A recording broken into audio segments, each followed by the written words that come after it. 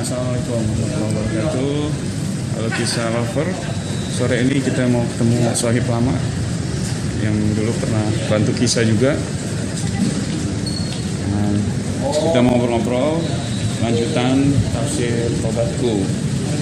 Tetap jaga SOP kesehatan, pakai masker, jaga jarak. Di sore yang indah ini kita akan ketemu drummer Kisah di video klip Tobatku. Ya, semoga udah pada nonton ya video klip Tobatku. Nah, itulah kita akan ketemu drummer Kisah di situ. Namanya Randy. Nah, nanti dia punya cerita sendiri, pengalaman yang berkaitan dengan lagu Tobatku juga yang mewakilin perjalanan dia. Nanti kita akan langsung ngobrol sama dia ya. Oke, kita lanjut ke sana.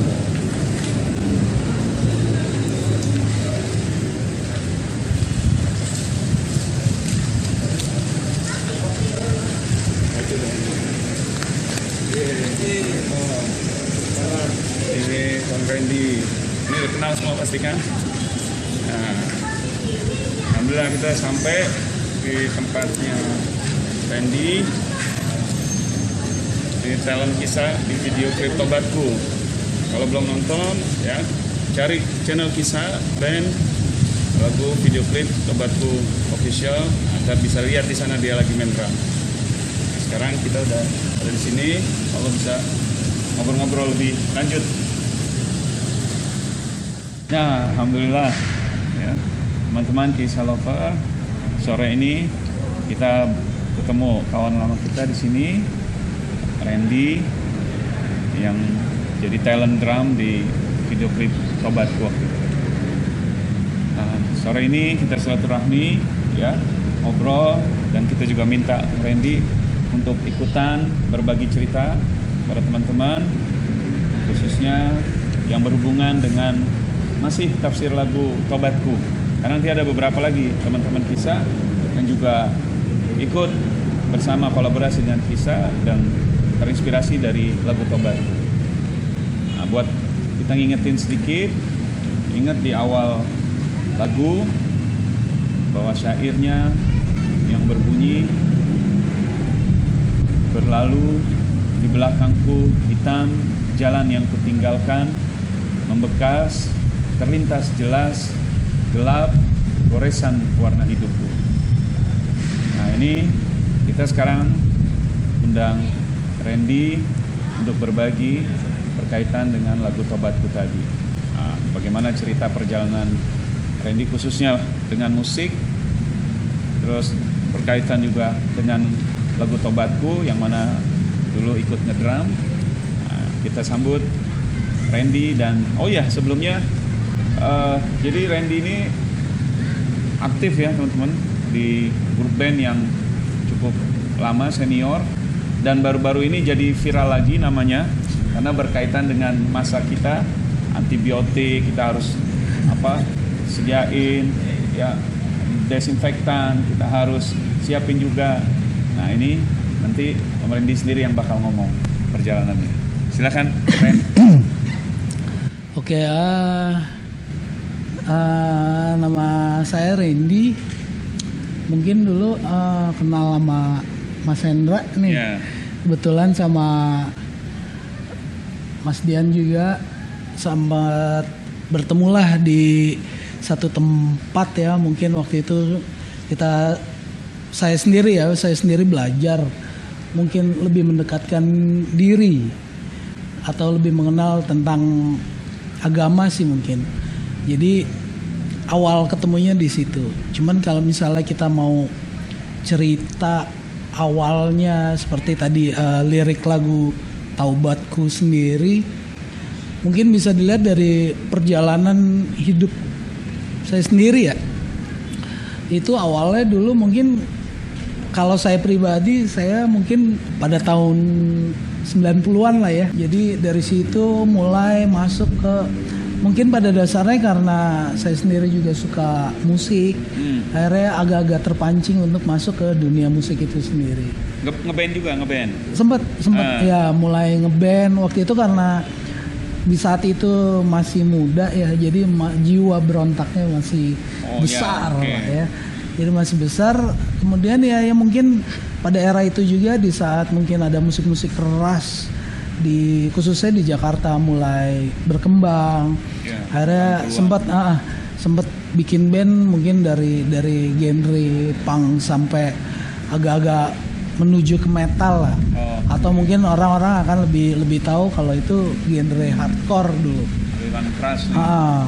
Nah di situ mulailah kita main karena di saat itu cuman nggak ada satu wadah di mana band-band itu bisa main dulu setiap minggunya di Poster Cafe lah ya. Oh iya, Poster. Legend sekali itu kafenya. Poster Cafe. Poster Cafe, jadi sempat main dan itu cukup rutin tiap minggu, Sabtu Minggu itu pasti main. Nama bandnya apa? Dulu Teman tahu nih. pertama kali ngeband itu masuk satu band yang alhamdulillah buat saya sendiri itu jadi satu pembelajaran juga karena dulu nama bandnya Antiseptik. Oh, Gitu. Antiseptik nih. Mungkin Bisa kalau lupa ya. misalnya ada yang dulu ikutin scene underground di Jakarta khususnya, mungkin ada yang tahu gitu. Iya, pasti tahu itu Antiseptik termasuk Ya, ini itu juga ya.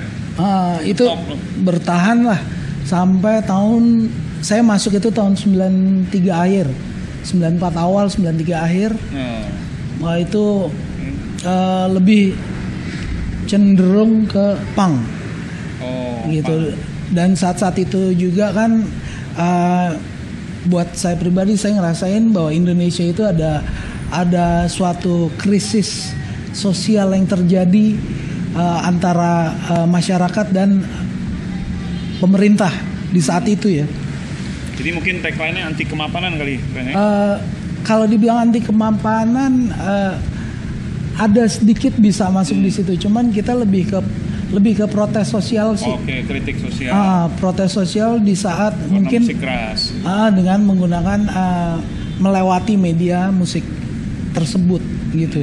Karena kita tahu di era 90-an itu kan siapa yang berkuasa dan apabila kita menyuarakan sesuatu yang tidak sejalan dengan mereka, pasti mereka akan menekan kita ya. Contohnya banyak lah. Mungkin yang terkenal sangat gampang deh, kita bisa lihat One Falls dulu.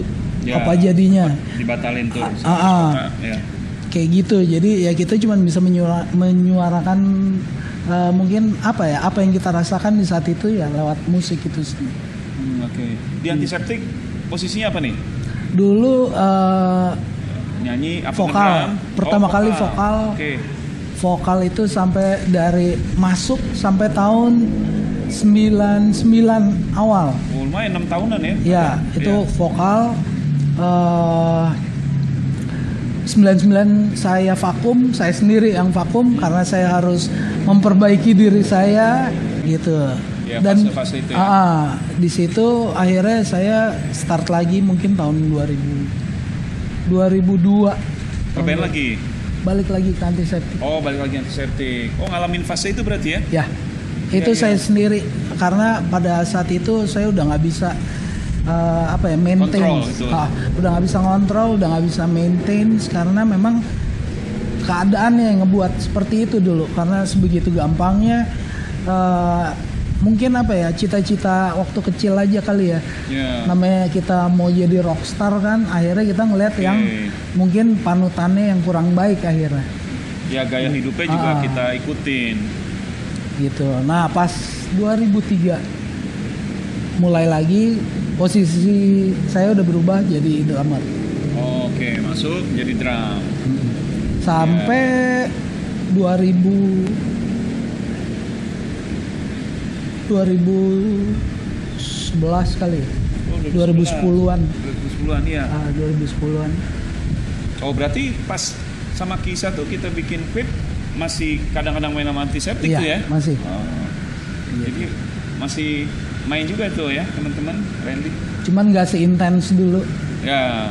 karena regenerasi scene-nya sendiri, terus yang nonton dan Sikonnya udah berbeda ya? kondisi Berubah. sudah berubah dan musiknya juga udah berevolusi. Di saat Lebih- itu udah bisa nanggulangin ya masalah itu ya? Udah. Oh, alhamdulillah. Alhamdulillah udah bisa nanggulangin, yang akhirnya ketemu Mas Hendra ini memperdalam spiritual lah ya. Berarti pas dengar lagu Tobat, apa tuh yang kebayang? Pas lihat ya syairnya tadi, Mungkin jalan yang dulu kita ya hitam itu. flashback aja kali. Mungkin cuman karena ada flashback lah bahwa kita, buat saya orang itu nggak ada yang sempurna. Ya, buat saya nggak ada yang sempurna. Yang sempurna itu hanya Allah dan para maksumin pastinya kan. Jadi pasti orang akan ada membuat suatu kesalahan atau proses, dia proses melewati jalan yang ibaratnya berliku-liku lah ya. Gitu. Jadi tapi makanya kalau saya sendiri ngelihat mungkin seperti ada pepatah banyak jalan menuju Roma ya. Itu kita sendiri kok yang bikin, tapi ujungnya pasti ke sesuatu hal yang baik kan. Gitu sih. Ya berarti memang nggak bisa dipungkiri ya, terutama mungkin di dunia musik karena gaya hidup para apalagi rocker gitu ya, rocker atau anak band gitu memang sangat pengaruhnya kuat ya buat kita ya. Dari cara pakaian dia, dia kan cara hidupnya dia, nongkrongnya di mana, dia pakai ngapain aja, kadang-kadang banyak yang terjebak.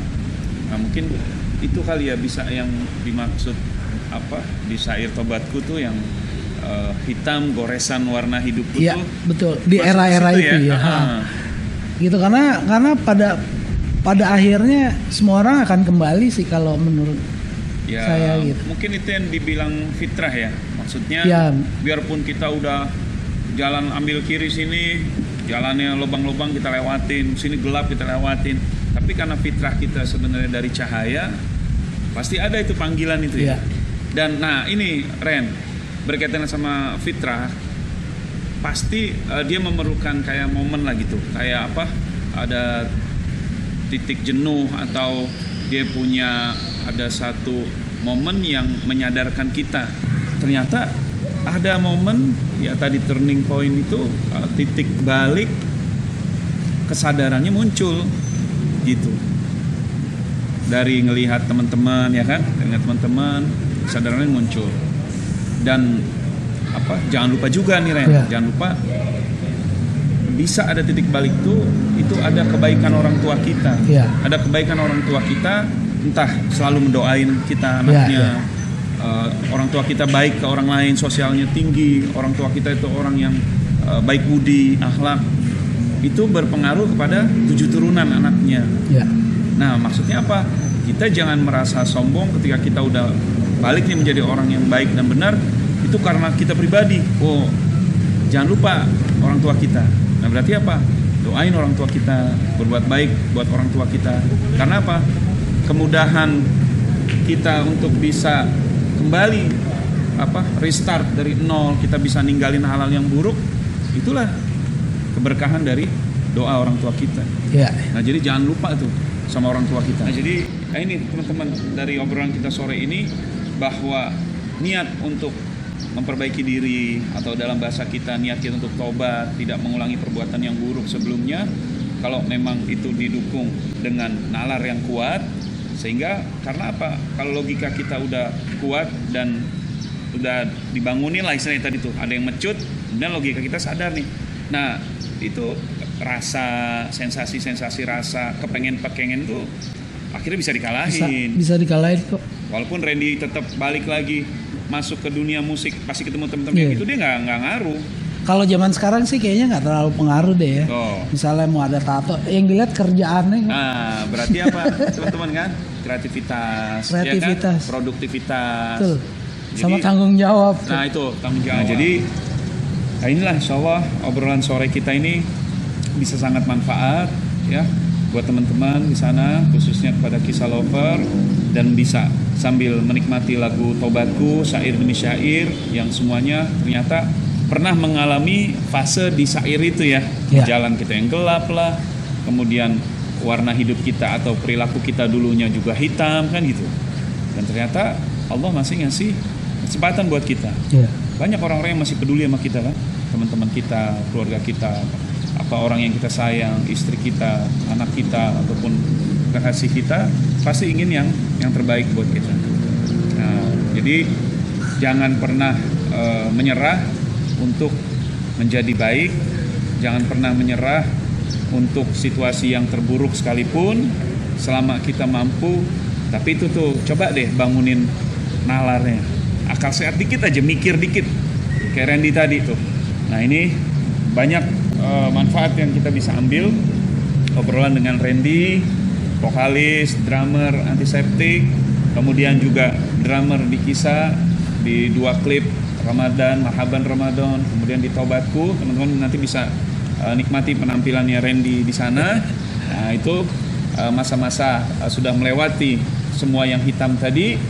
Nah insya Allah suatu saat nanti Randy bisa kolaborasi lagi sama Kisah nih. Semoga kita rencana mau bikin maulid tuh, konser streaming maulid. Nah ntar Randy bisa ikutan, kita main bersolawat bersama kan gitu. Karena salah satu syarat tobat kata Sayyidina Ali itu, kita harus mengganti perbuatan atau hal-hal yang dulu kita lakukan waktu kita melakukannya dalam keadaan maksiat, seneng-seneng, itu kita harus ganti tuh Ren. Dengan perbuatan yang baik, walaupun kayaknya nyusahin nih, aku nggak suka nih lagunya nih, kok lagunya apa kurang galak, kurang apa, tapi ini apa, kita harus sadari, oh, inilah cara kita menebus yang dulu tuh. Gitu. Buat kita seakan-akan berat, tapi padahal itu lagi-lagi lah, ya kan, bisikan-bisikan apa yang nggak bagus. Nah, kita harus lakuin itu. Insya Allah tobat kita syaratnya udah dipenuhi. Nah, insya Allah itu mendapatkan keberkahan dan ridho Allah. Kan yang kita cari kan cuma itu, ridhonya Allah sudah. Karena ridho Allah lebih besar dari surganya Allah. Nah, kemudian pesan terakhir nih Ren. Apa? Ya karena kita udah mau masuk maghrib ya teman-teman. Pesan terakhir dari Randy buat kita semua, kita tunggu nih yang berkaitan dengan perjalanan hidupnya ataupun apa yang pernah dirasain sama Randy, apa Jan? Mungkin yakin sama diri sendiri, percaya sama diri sendiri bahwa kita itu bisa ngerubah apapun yang kita mau, apapun yang kita tuju bisa sampai kalau memang kita udah yakin bisa ngelakuin. Jadi dulu gue nggak yakin gue bisa berubah kok, gue nggak yakin gue bisa jadi bener lagi, gue nggak yakin gue bisa berhasil gitu. Tapi ternyata bisa gitu, dan di luar itu banyak hal kok yang lebih asik lagi daripada hal-hal yang mungkin kita dulu aneh asiknya begini, tapi ternyata di luar itu banyak yang lebih asik. Jadi jangan kayak mungkin katak dalam tempurung gitu. Itu aja sih paling. Oke. Yan? Ya mungkin gak beda jauh ya dari sharing dari teman gue Randy. Apa yang kita lakukan dalam hidup kita ya, dari hal-hal yang mungkin kita anggap gak enak, sebenarnya kita cuma harus mencari titik peka pada saat, karena pada ada timing kita dihadapkan dengan suatu pilihan, lo mau lebih baik atau tetap menjadi seperti yang ya lo alamin, burukan. Pilihan itu lo harus peka dan lo harus yakin seperti apa yang dibilang Randy. Jadi dengan pilihan yang ada momen-momen tersebut, lo peka dan lo harus pilih dengan penuh keyakinan bahwa lo akan mendapatkan sesuatu yang lebih baik. Kayaknya begitu. Oke. Ya teman-teman, insya Allah kita bisa ngambil manfaat dari obrolan kita bersama Randy, bersama Dian juga, dimana bahwa tadi pesan terakhir dari Randy itu bahwa kita diberikan kemampuan oleh Allah, oleh Sang Maha Pencipta ini untuk berbuat apapun. Tapi akal yang dianugerahkan kepada Tuhan kepada kita itu menuntun kita untuk kita berbuat kasih sesuatu yang baik, yang manfaat, bukan hanya mengikuti rasa sensasional aja, ya keinginan-keinginan yang rendah, yang efeknya buruk kan gitu. Ya. Nah itu ternyata bisa dilakuin oleh Randy. Baik, kita sudahi dulu pertemuan kita, obrolan sore yang indah dan bermanfaat ini. Terima kasih banyak ya. Iya, sama-sama. Randy ya. Kita belum bisa berpelukan nih. Biasa kalau musik kan kita pelukan, karena apalagi pesan yang disampaikan manfaat dengan sikon yang sekarang. Kita sangat terima kasih atas waktunya Randy bersama Kisah Lover di sini. Insya Allah kita akan ketemu dengan teman-teman yang lain dalam kisah perjalanan tobat bersama Kisah Lover. Baik, salam kebajikan dan salam damai buat kita semua. Assalamualaikum warahmatullahi wabarakatuh. Waalaikumsalam.